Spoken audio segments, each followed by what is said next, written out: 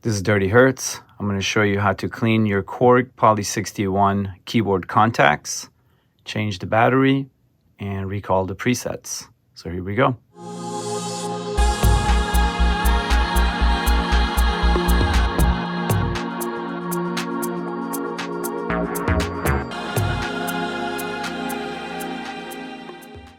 Required tools for the job: Q-tips, 91% alcohol, anti-static brushes, Phillips screwdriver, and soldering gun for replacing the battery. Make sure you have plenty of space to work with. Clear your table and put a big towel underneath the keyboard, because we're going to flip the keyboard. You don't want to scratch the table, you don't want to scratch the keyboard. You want a little cushioning for the knobs and possibly for the joystick. There are 8 Phillips screws that we need to loosen up to be able to take the top off. There's 4 on top in each side, and there's 4 in the back. Don't take the top off yet. We're going to open the back first, and then we're going to open the top so the top doesn't fall. Double up a towel. Gently flip the keyboard around, put one end without the joystick on its side, and then prop up the side with the joystick a little bit so you don't bend it. Mine is actually bent already, but it's from before. I just put the alcohol container under it. And then we're gonna come and take all the screws off in the back. 2, 4, 6. These are for the keys. It will drop the key, so you'll see the key descend down. And 1, 2, 3, and 4 for the surface. Leave everything else alone. Leave the legs alone. If you have your legs in there, leave them. They're not attached to anything. Once you removed all the back screws, you're going to see that this keyboard is loose now. So when we flip it over, we're going to do it gently.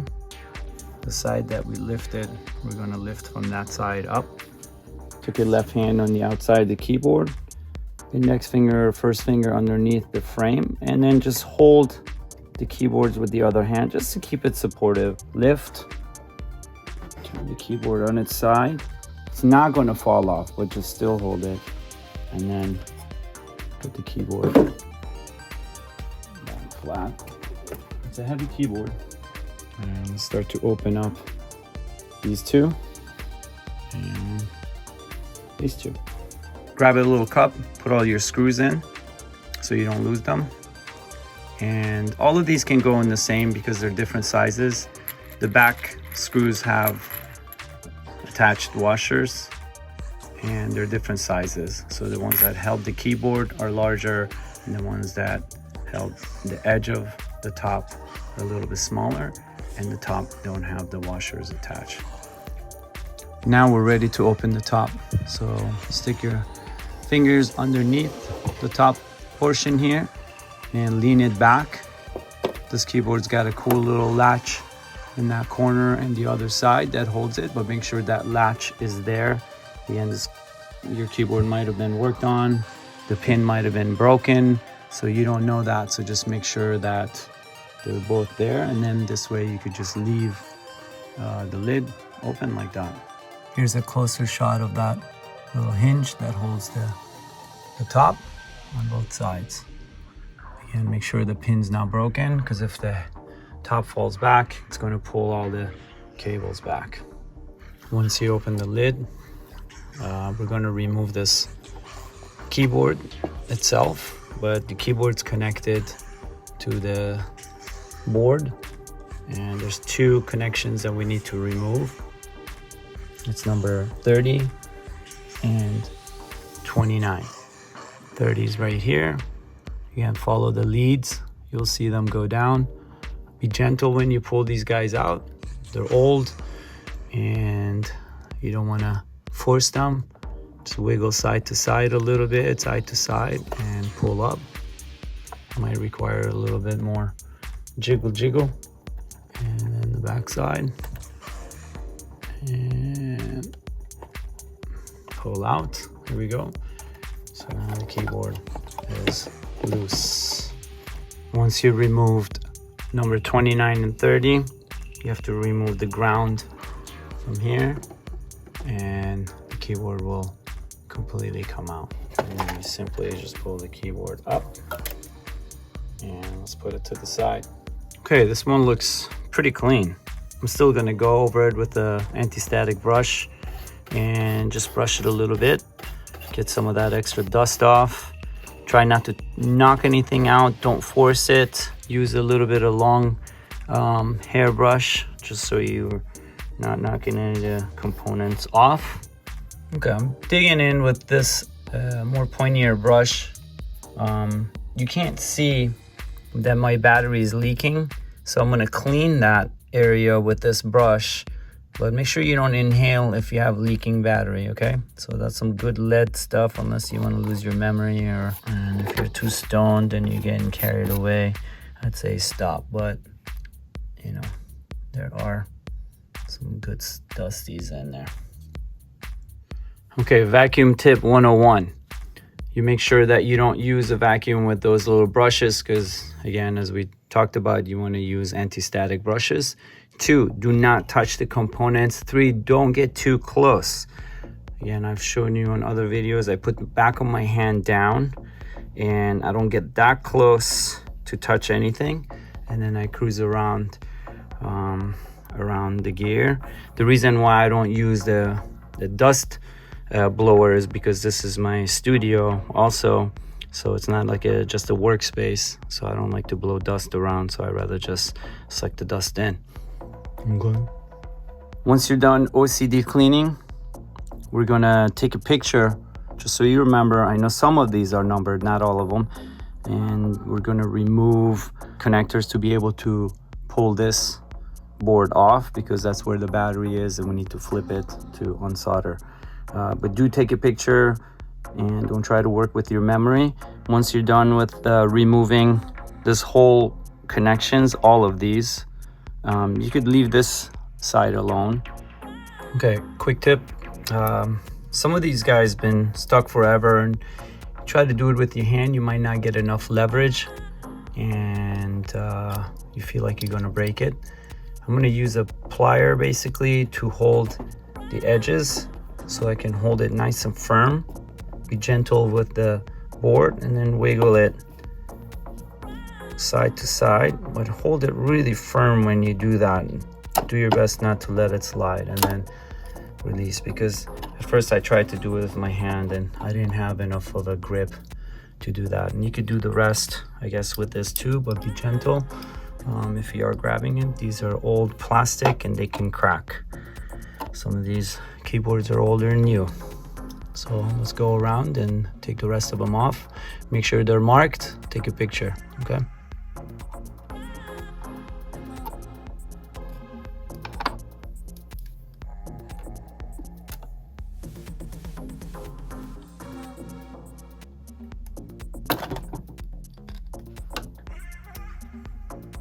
As you can see, they're not that easy to be removed.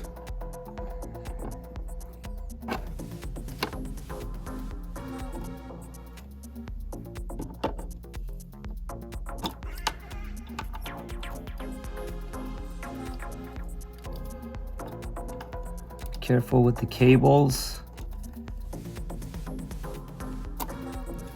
Don't be brute. These are the easiest ones to pull. Seems like that one F was pretty hard. Now that's going to be a tough spot.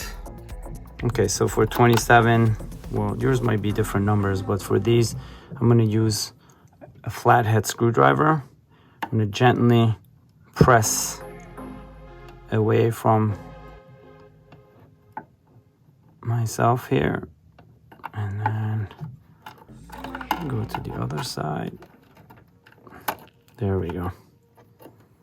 That was not as bad as I thought it would be. I don't want to touch any leads, so make sure you're not either. If you think you're going to touch something, put a piece of paper or plastic on top of it. Here we go. So all the leads are removed, and I'm going to open these two screws up, and it should slide out and pulled up. Okay, so I'm having a hard time with this ribbon side. I'm not gonna mess with it. So what I'm gonna do is try to push the circuit board forward. I've already loosened up the screws in the corners there. So I'm gonna push this guy forward like that and then pull it out. Now this looks like it's been glued over here, or I don't know, it could be some residue, I'm not sure. So now we're freed up here and I can flip. Now this cable is connected also to the board, but I'm worried about the ribbon. I don't want to mess with the ribbon. So what I have to probably do here is just to flip this on its side and work with it this way. I don't want to mess around with those guys. So if you have a better way, show me. But then I was really worried about pulling these guys out because they are so tight and I don't want to break it. And this one came out really easily. I can put it back in, so but I don't want to pull the ribbon out of the other one out. Again, you know, if I can fix it without moving anything else, great. So I just ended up putting a piece of towel here and I'm gonna flip this on top of it. Super easy to find out where the battery connection is. It's three points, they're sticking out the most. Right there is like a triangle right there. Right, so you see it. And I'm gonna turn this on its back, heat up our soldering gun and get to work. All right, preheat your soldering gun. And again, it's a triangle, do you see it? Here we go, I got a little solder sucker.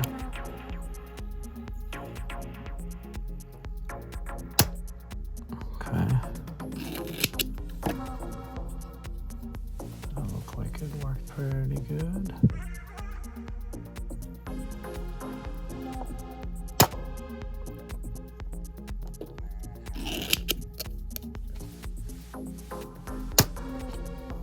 Okay.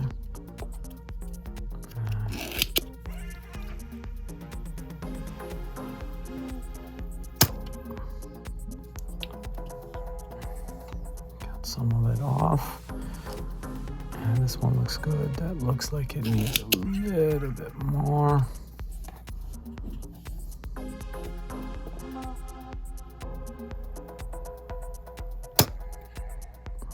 Okay.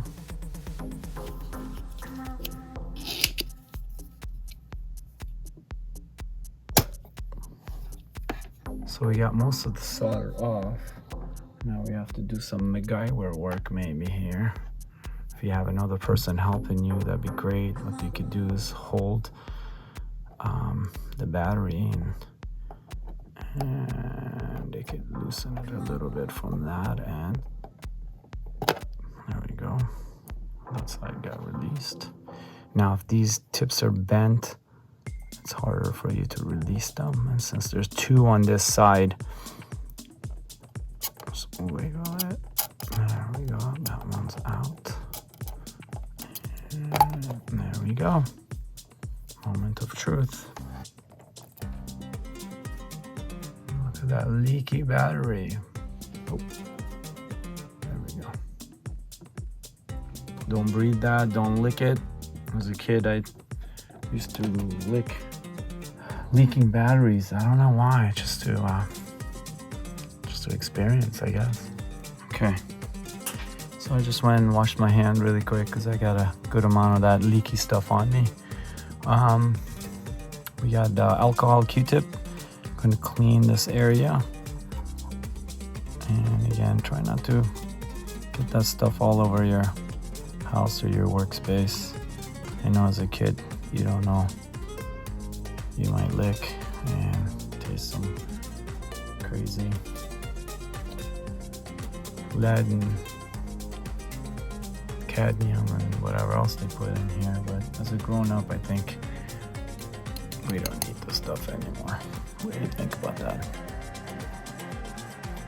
Let's just get all the residue out. Clean it really well because this stuff is corrosive also. think this was the first battery. Okay, so my OCD is kicking in and I'm cleaning a lot more than the battery area, which is fine. So these contacts over here, it looked like it needed I don't know what that is. It looked like it needed a little clean job. Again, you don't need to make the whole board nice and shiny, but if you do see little areas that have a little residue of some funky looking funk, clean it up and we'll get the battery in. 3 hours later with my OCD, I'm still cleaning. Just kidding. Again, this is a handy brush. If you do see some areas that looks like they might be corrosive, get in there nice and clean, get some of that stuff off, and then go over it with the Q-tip. Don't move the capacitors or other little guys here around with your hand. If you break it off, you're screwed. So be very gentle. Just wanted to share that. So this replacement battery was just a little bit shorter. The pins wouldn't line up directly, so I had to expand them the tiniest bit. You just want to make sure you keep the integrity of the attachment, so don't pull. You hold it very tight. It's very soft metal, so you can hold the sides very tight and then slightly bend them out. Just so you know, if you ordered the same brand as I did, it's a German made one. So now it fits on there. So, but obviously we're gonna put it on the other side. So let's flip it and let's start soldering. Okay, so I put the battery in and pushed it in pretty good. The tips are sticking out. I'm gonna put something solid underneath the battery. So as we solder from above, the battery doesn't sink down. We have enough lead. There we go. And now we're gonna grab our solder. Soldering gun needs to be preheated. And make sure that you don't touch any other contacts. Just a tiny bit goes a long way for this guy, so you don't need much. Before you do it, make sure you press down and let's do it. Just a tiny bit.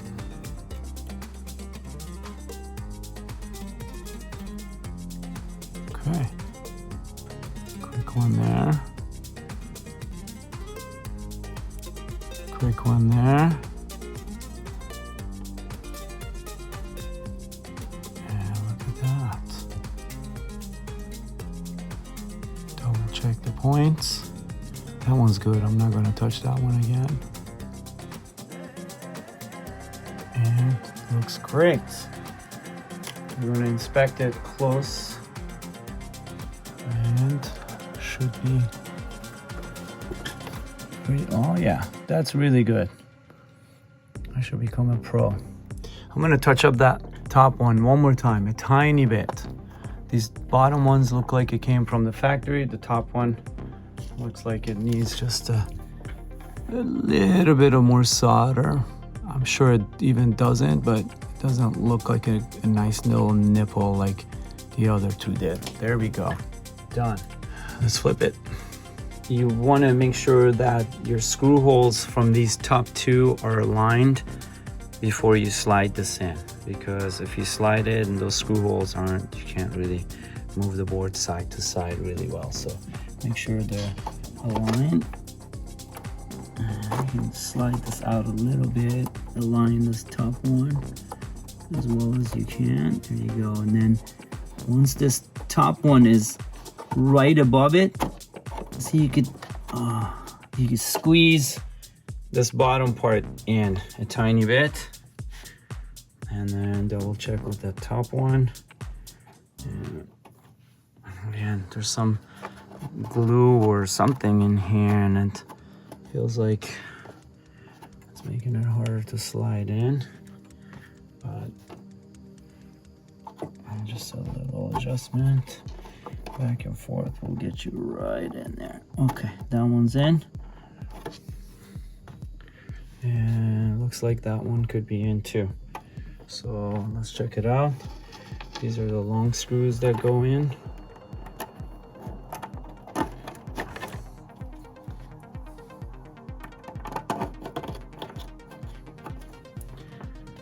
Let's get this one side in first because we can wiggle it. Don't force. Yep, it's in. Leave it loose a little bit. And then push. Yes.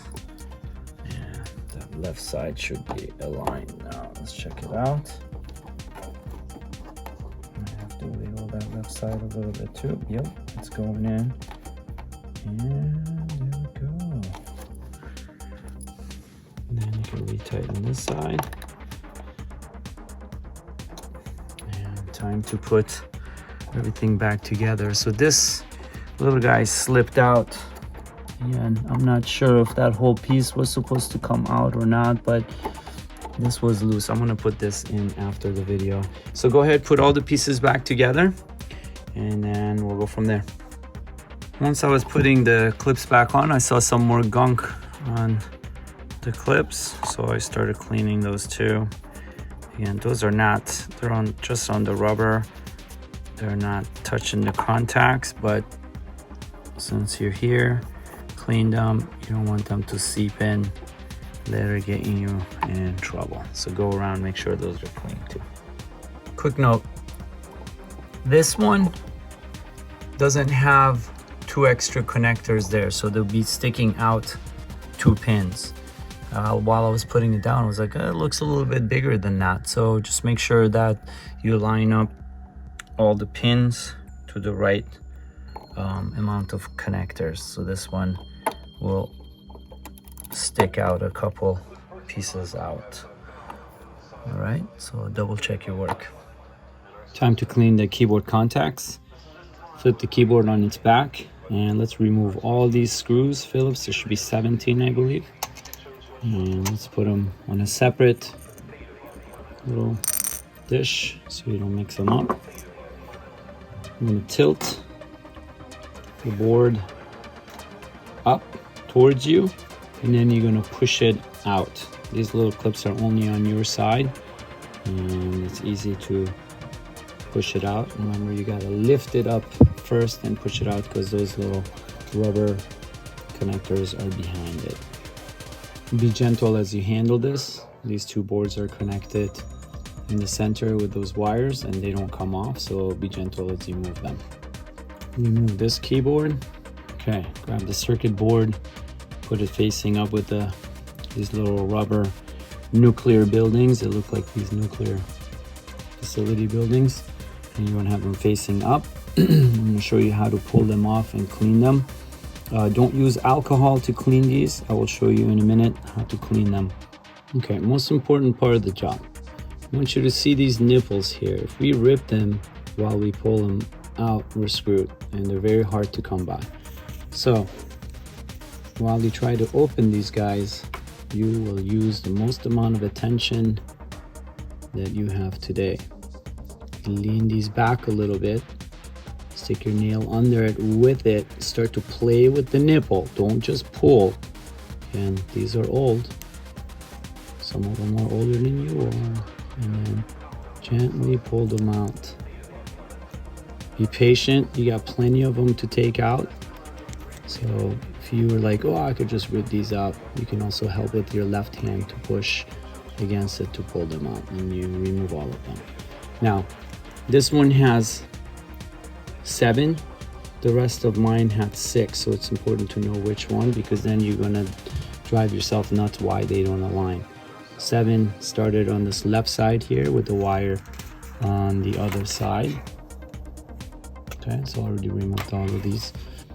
And so just remember when you take them off, which one you took off first, right?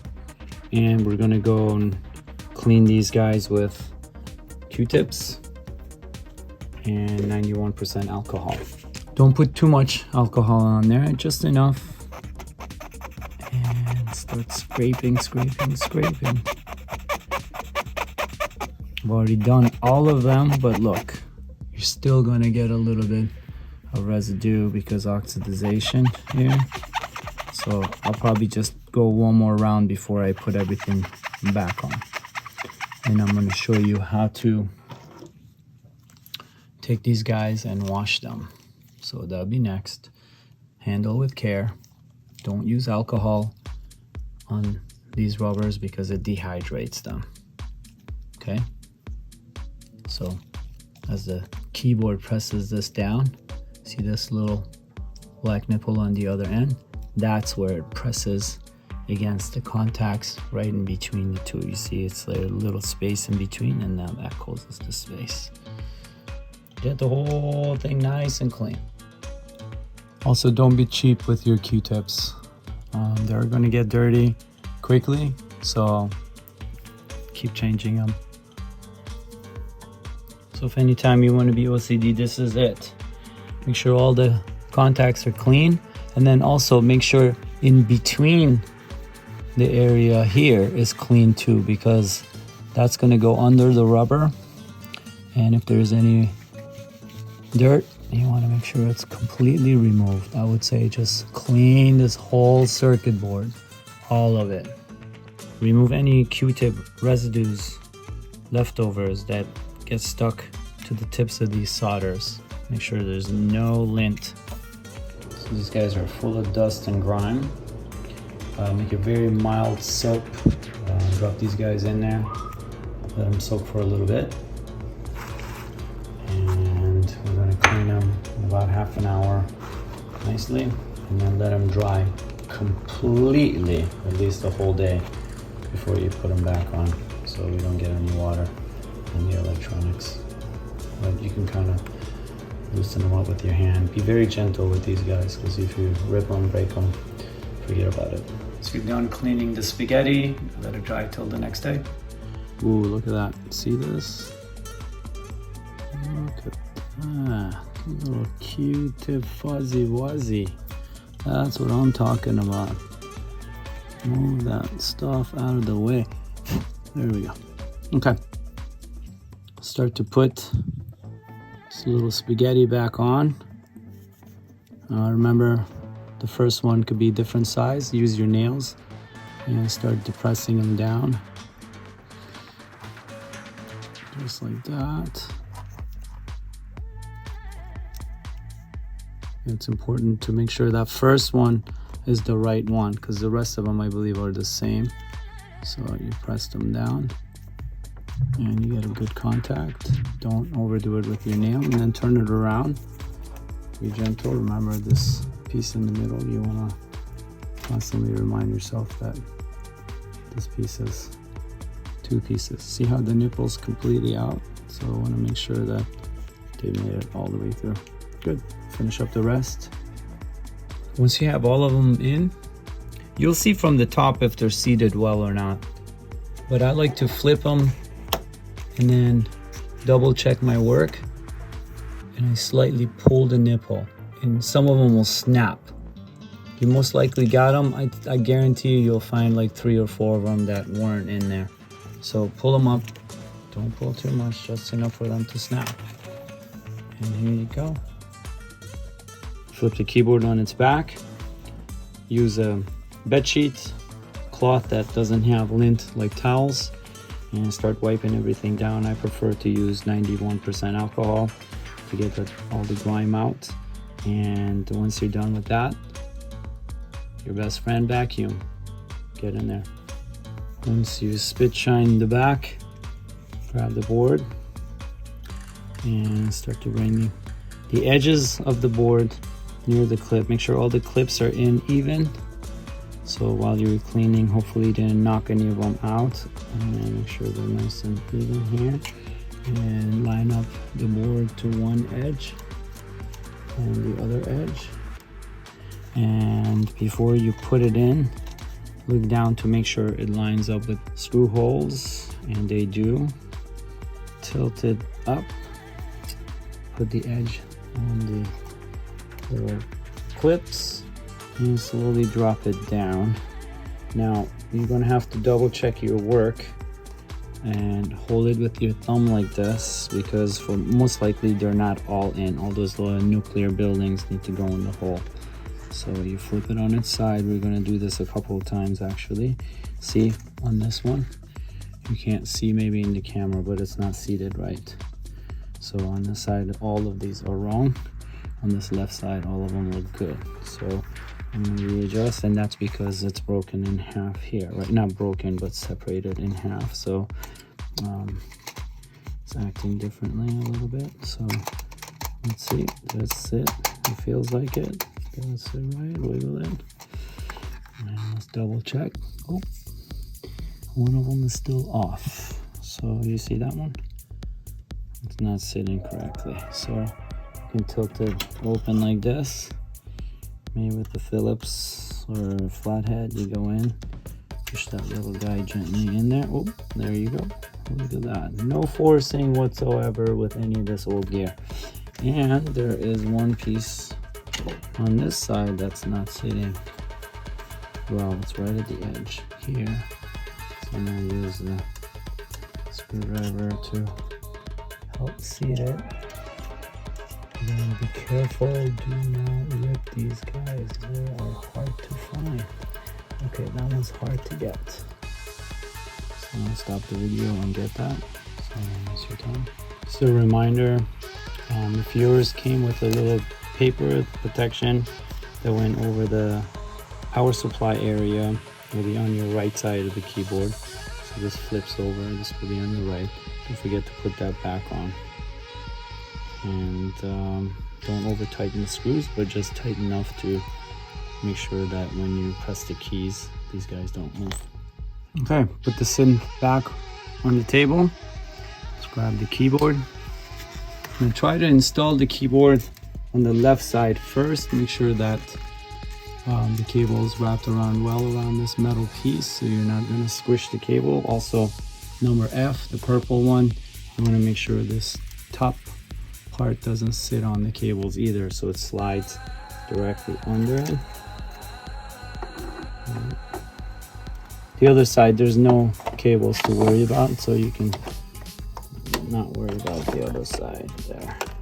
So with the right hand, make sure nothing gets on there. This left side.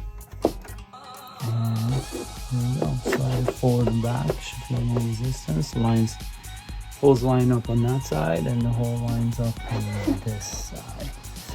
Let's put this back in. Clip, clip. And I'm not sure if you can actually see it on the tilt. And we clip this side also.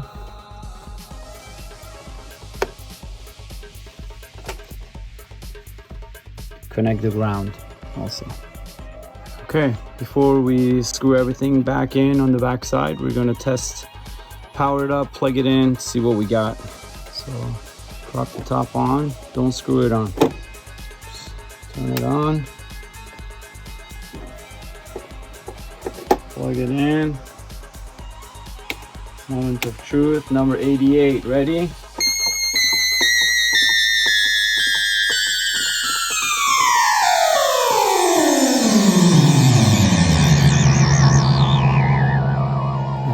Of truth. Let's screw it back on the back side. We're done. I have no idea why the preset's holding.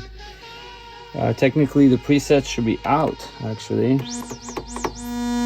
Huh? So somehow this is really, I don't know why, but it's a miracle. It's a miracle, you guys. Oh yeah, wop wop. Let's not ask why. Shut it off, and let's plug it. Let's screw it back on. Remember, the top four don't have the washers on. Let's put the top first, tighten it, and then we'll go to the back side. Quick note: before you tighten the back, get a couple Q-tips, alcohol, and clean right at the edge here, because once the keyboard is underneath that, you're gonna have a hard time getting that. And sometimes you're like, oh, I want to get in there and clean under, you know, with your OCD, and you can't since the keyboard is loose. Get in there, clean it, and then you'd be happy that you did. Time to flip the keyboard slowly on its back, and be gentle with the keys. It's loose. You can hold it with hands. Stick another finger under here and hold the frame, so when you flip it, it's controlled. And then remember, you got your joystick on one side. I'll lift the whole thing, put it on that side, so the joystick is not touching. Okay? And then we're gonna go and get the screws back on, top 4. And then with this one, it's gonna be trickier. You're gonna have to use your hand. See, I'll show you. It's really easy to get the keyboard hole lined up with the frame here. Just put your hand underneath the keyboard and push it up. Drop it in. Put a couple of them in. And you're good to go. One step closer. While I have the synth on its back, these 2 screws on the left side, if you flip it while you're looking at the keyboard, will be on your left side. When you put it on its back, it will be on your right side. Hooks up to the joystick. So if you're going to work on the joystick for some reason, you need to remove these 2, and the top has to come off also, because the joystick has a little screw from the top too that connects it to the frame. But we don't have any problems with the joystick. I actually cleaned mine while I was doing this process with the Q-tip. Not too much alcohol, just because it already had some lubricants on there, so I didn't want to dry things out, and it was working fine. My thing is, if it's not broken, don't fix it, don't mess with it. I just wanted to show you what these 2 screws are for, and they're really long screws. Okay, let's flip it over. Okay, so this has to be a miracle that my presets stayed. Thank you, universe. In case that you lose your presets, it will say tape here when you boot it up, which I have no idea why it's still working. And so I'm afraid of trying to load up tape and experimenting with that in case it doesn't work and it loses what I have already on here. So this might conclude the video at this point. Let me think about it. Okay, I lost some sleep over this decision. My motto is, if it's not broken, don't fix it, and it's not broken. I'm gonna post a link to the manual for you, also to the audio. Hopefully you don't lose your presets, but if some of you didn't have any presets, just follow the manual. It is pretty finicky, that's why I'm not gonna mess with it. I hope you enjoyed this video. Check out my other videos, hit like, subscribe, and I'm looking forward to making another instructional video of one of my other synths. Peace.